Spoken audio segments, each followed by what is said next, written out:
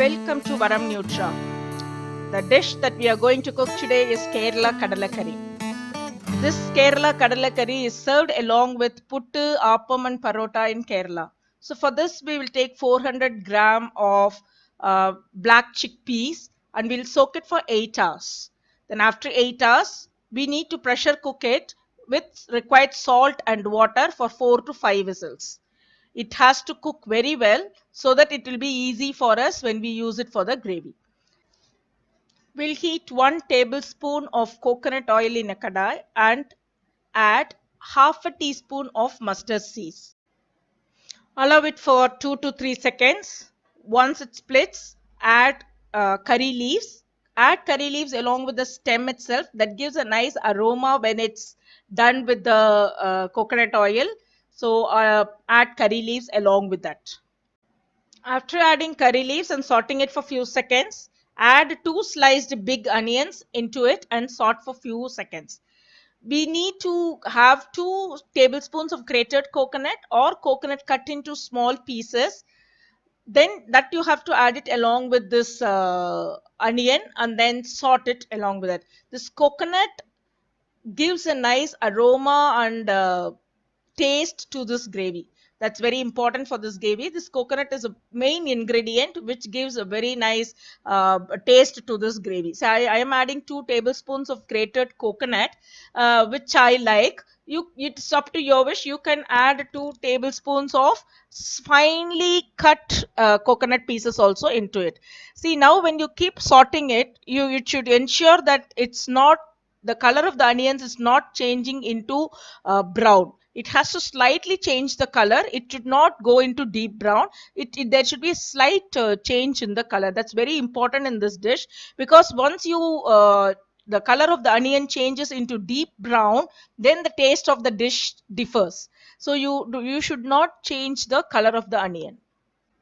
Once the sorting of the coconut and onion is done, we are adding ginger, 1.5 inch ginger piece cut into fine pieces, and 3 green chilies slit. Okay, we are adding that and we are just sorting it again. 4 to 5 cloves, garlic cloves, we need to cut it into pieces and then add it along with this ginger, garlic and green chili along with onion and coconut. So all this we have to keep sorting for another few more seconds. So once this is all done, then we will add 2 tomatoes cut into fine pieces. So this we have to then keep sorting till the tomato turns soft. Let the tomatoes become soft. In the meantime, we'll separate the water from the boiled chickpeas and keep it aside. That water we'll be adding along with this gravy little by little, so that we don't waste the nutrients of the chickpeas. All the nutrients of the chickpeas, when it's boiling, it will get into the water. So that water will be used for this gravy completely.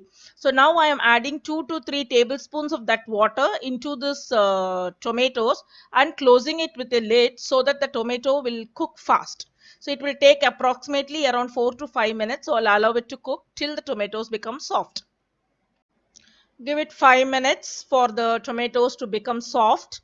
So after that we will add red chili powder, coriander powder, turmeric powder, fennel seeds powder and garam masala powder. So for this, fennel seed powder is very important.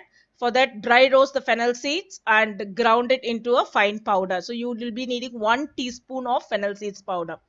I'm going to add 1 tablespoon of red chili powder, 1 tablespoon of coriander powder, half a teaspoon of turmeric powder, 1 teaspoon of fennel seeds powder, and 1 teaspoon of garam masala powder.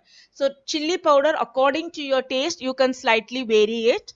I have added 1 tablespoon. So if you need more, you can add more. I already we have added green chili into it. So 1 to 1.5 tablespoon should be okay for this. How much ever quantity red chili powder you are adding, equal quantity of coriander powder you need to add. Now you have to keep sorting it till the red chili powder, coriander powder, all the powders mix with the coconut, tomatoes and onion. So once that is all done, add the water into it, the cooked chickpeas cooked water, add it into it. So the amount of water what you have used for cooking the chickpeas, that will be sufficient for this gravy. You don't have to add any extra water, you can add that water completely. Once this water comes to a boil and all the raw smell of these powders disappear, we will be adding in the boiled chickpeas. Take a handful of boiled chickpeas and grind it in the mixture, so that we can add it along with this gravy to thicken the gravy. So a handful of chickpeas will do. So you have to just give a pulse in the mixer, and then keep it aside. So once you add all the boiled chickpeas, you can add that grounded one also along with this, which thickens the gravy slightly. First time I tasted this Kadala Curry 15 years back in a tea stall near Wayanad Wildlife Sanctuary. It was a very nice experience because morning 7 o'clock we need to enter into the Wayanad Wildlife Sanctuary. So before that, around 6:30 we were having a breakfast in a tea stall in Kerala. He just served us hot Kadala Curry with hot puttu and coconut. It was awesome. So that was the time when I first tasted it, and I just fell in love with this dish.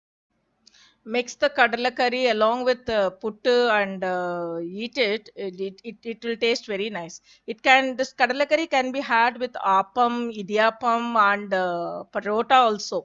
It goes well with all these dishes.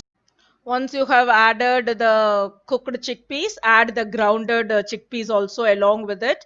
Now we are done with all adding of all the ingredients and chickpeas and boiled chickpeas and grounded chickpeas and all that. Now close it with a lid and allow everything to blend together into a fine gravy. So it will take around approximately 5 to 7 minutes. Just close it with a lid and just allow it to boil.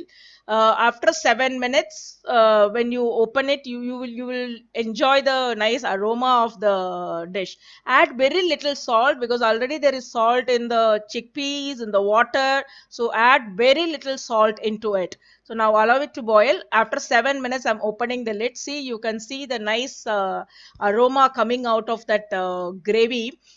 So this is the time when you can understand that our gravy is done completely. So now just garnish it with little curry leaves and switch off the stove. So now you can enjoy this kadala curry with nice ragi and rice flour puttu, and you can send me your comments. Thanks for watching.